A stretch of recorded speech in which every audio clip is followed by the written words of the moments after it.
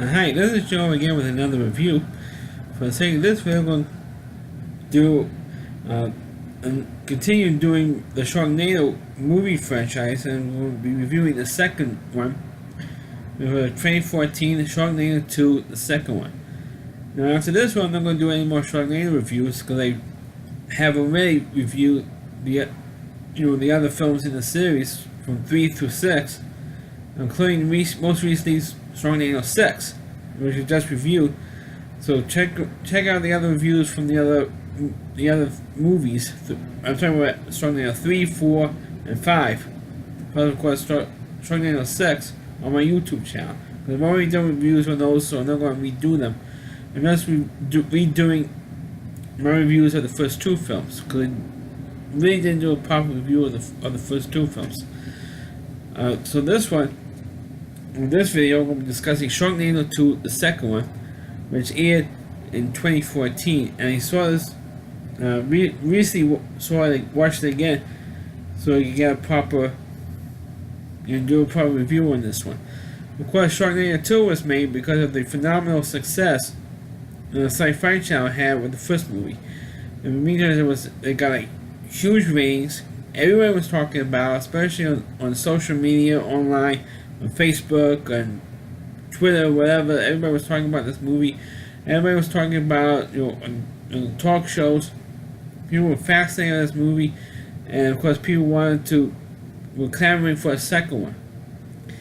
And of course, that's what we got. And it came out like a Sharknado movie came out like every year from 2013 through 2018. You have a Sharknado movie every year, and the Sci-Fi Channel started the whole Shark Week, all these various shark movies, or shark disaster films, and it ended with the next Sharknado film. And the story was Sharknado 2013, and of course 2014. They made a whole centerpiece of it, and naturally they aired the original movie first, and then they aired the second one. And of course, each year since then, they've been airing all the other previous Sharknado films, and then ending with the newest one. And that's what we've been doing for like 2014 all the way up to 2018. That's what the Sci-Fi Channel has been doing. They're a Sharknado marathon, ending with the newest movie, newest film. And of course, this was the first time they did that. They had the original one and then the second one. And of course, Sharknado 2 was filmed completely in New York. And this one, they really upped the Sharknados, really upped and also they upped the cameos in this film. In the original film, you really didn't have any cameos in this film. But, I guess, like I just mentioned, they had such a huge cult following for the first Sharknado film. A lot of celebrities said, "Hey, I want to be the next one." So, in the second movie, they really upped it with all the cameos. They had Kelly Ripa and Michael Strahan. They had Al Roker and Matt Lauer. Now you're not going to cast Matt Lauer because he's a sexual harasser, so you're not going to cast him anymore.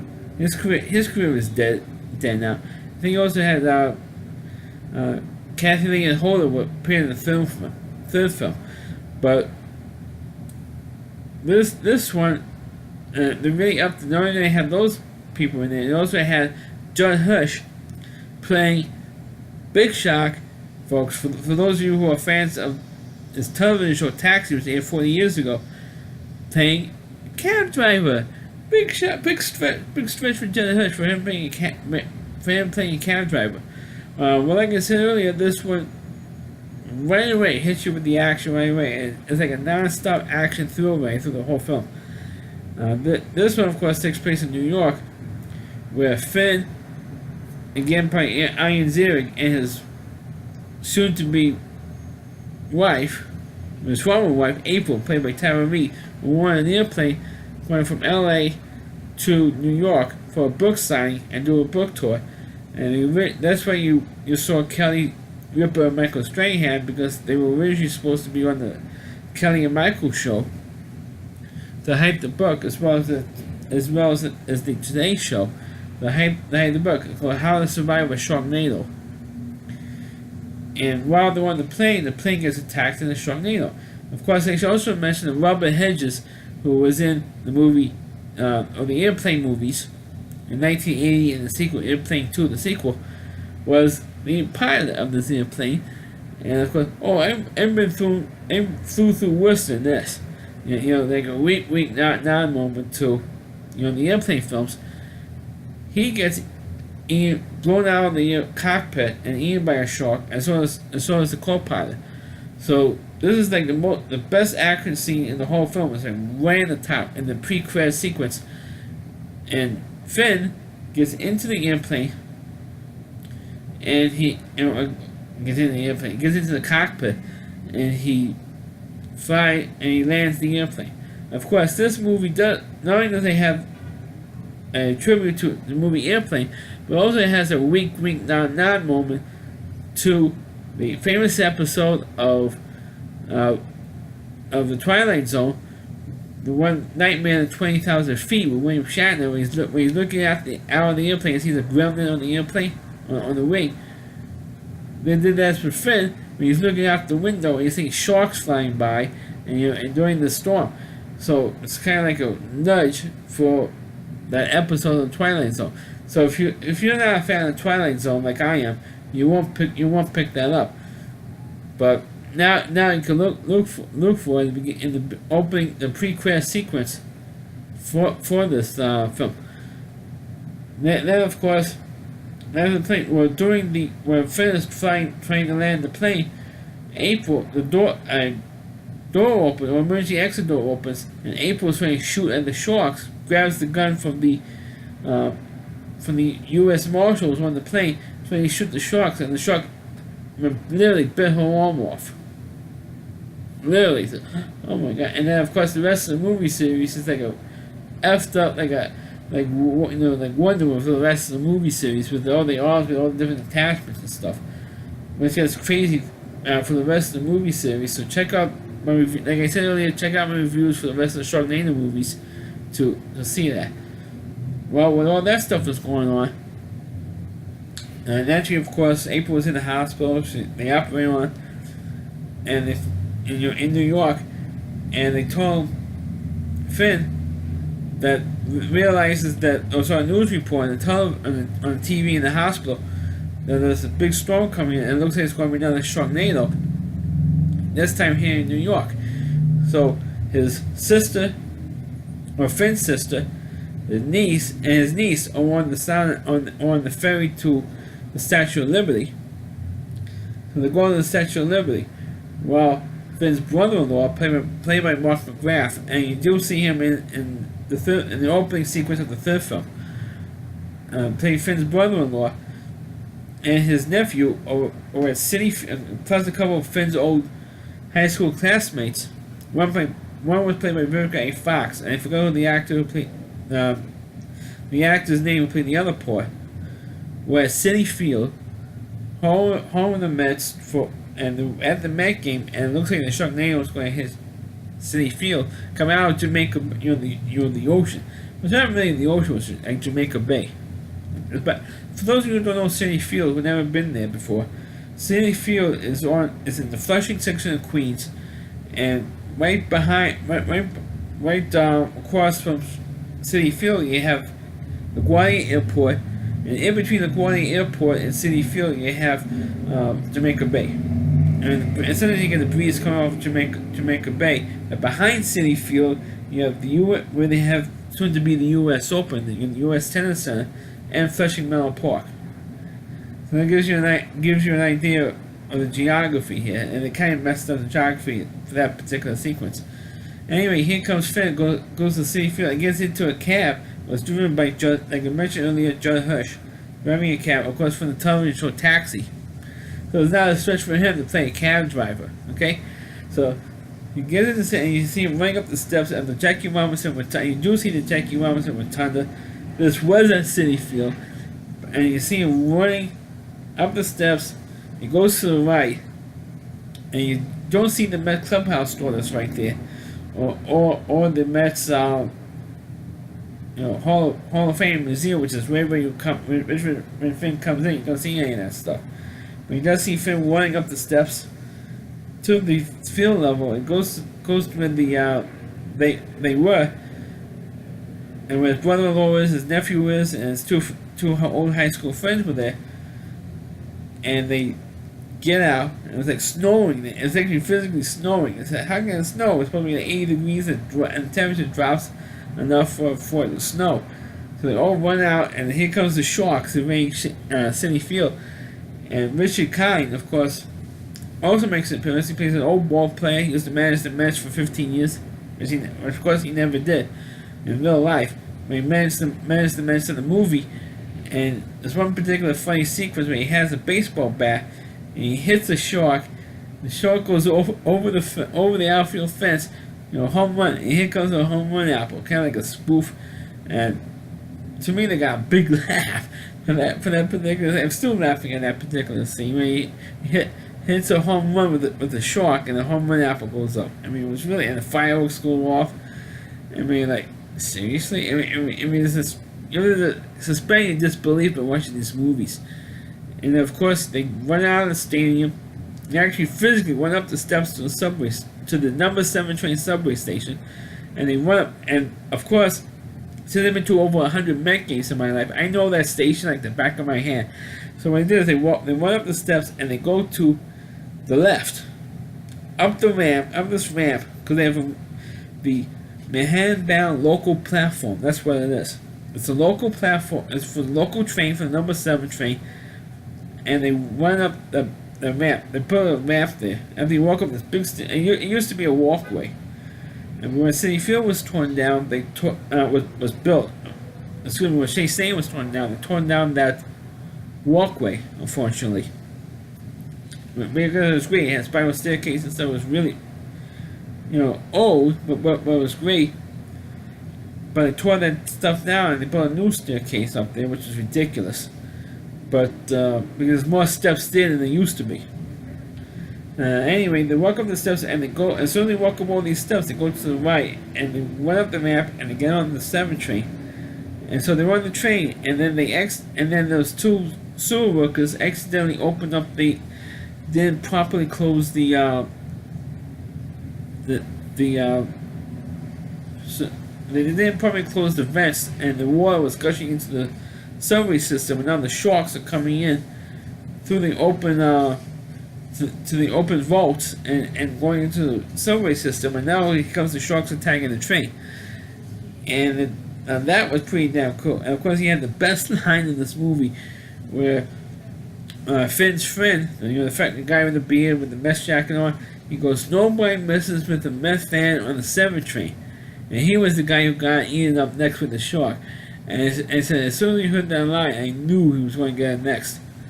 And of course he did. And that got a big laugh out of me watching that thing. He was going to get it next. And I wish that John Walker was on that train so he could get eaten by a shark. The perfect injustice for him getting eaten by a shark on the 7 train. Of course, there's no inconsistency with the subway line. For most of the time, until it gets into the tunnel, but you see 96th Street stop. The 7 train does not go to 96th Street, folks. It doesn't. But at that time, they were expanding the 7 train to 34th Street and Hudson Yards at that time. So there's no way the 7 train goes into 96th Street. No way. There's no. They screwed up the 7 line that way. But up to that point, it went pretty accurate with the 7 train. Well, you didn't see any other subway stops, except, at least in Queens. And of course, except for the West Point stop. You don't see any other stops on the 7 train. You still see Long Island City with the train gets out of Queensboro Plaza. I know I'm spending more time talking about the 7 train. And swings around where the Civil Cup Studios, which is an actual television studio in Queens. So of course, then you're trying to save, Finn's trying to save the rest of his family, and of course he's in, Times Square trying to jump out of the cab onto another car to get away from the sharks, because Times Square got flooded at that point. And of course, what happens is, of course, Judd Hirsch gets eaten by a shark. He does get eaten by a shark, spoiler. So of course, it's fun to see who gets eaten next, or gets chomped next by a shark. And of course, when Finn jumps over the the water. He does like a bit of kind of like a James Bond and Live and Let Die. When he's jumping over jumping on the sharks, jumping from one shark to the next to get to where he wanted to be, where it was safe. And Mark McGrath actually said, "Oh, I can't believe you did that." And Finn says to him, "Did what?" I said, "Yeah," and he says, "Don't say it." And then Finn walks away and he says, "He jumped the shark." He says to his Mark McGrath says to his son, "He actually jumped the shark." Because in the short movies you're going to have that line, he jumped the shark. Finn jumped the shark. Kind of like like Fonzie in that. And first have some happiness when he jumps the shark. Finn jumped the shark. So now for the rest of the movie, they're trying to do what they did in the first one, and that's end destroying the Sharknados. Of course, also there was the flame point when the Sharknado destroyed the head of the Statue of Liberty. You see the head rolling down the street in the Wall Street area. I thought that was pretty neat, like to see stuff like that. And then of course, when they eventually did do that, and they first originally did it on the roof of the hotel with Vivica A. Fox and Fan trying to destroy the Sharknados, but they didn't do it, couldn't do it. But so they said, okay, what's the highest spot? And tried to electrocute. They needed electricity to charge the bombs we're going to use and destroy the Sharknados. And of course they said, let's go to the Empire State Building. So they go to the Empire State Building, and that's what they used for that. And that's what Vivica A. Fox had to hold the electric cables, otherwise it would let be loose. And unfortunately, what she did, the electricity, bolt lightning hits the Empire, the pole there for the Empire State Building, and she unfortunately got electrocuted and sacrificed herself to destroy the Sharknados.